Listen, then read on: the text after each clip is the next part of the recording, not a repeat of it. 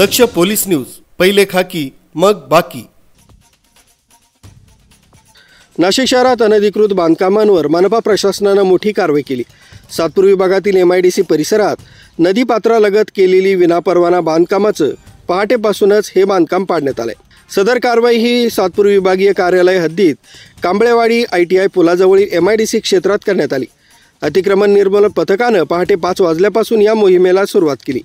ही कारवाई संध्याकाळपर्यंत सुरू राहिली। परिसरात कायदा तसंच सुव्यवस्था राखण्यासाठी सुमारे पोलीस कर्मचारी तैनात होते।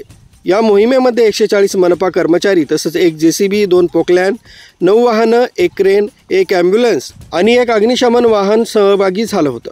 मनपा आयुक्त मनीषा खत्री यांच्या आदेशानुसार आणि अतिरिक्त आयुक्त स्मिता जगडे यांच्या मार्गदर्शनाखाली ही मोठी कारवाई पार पडली।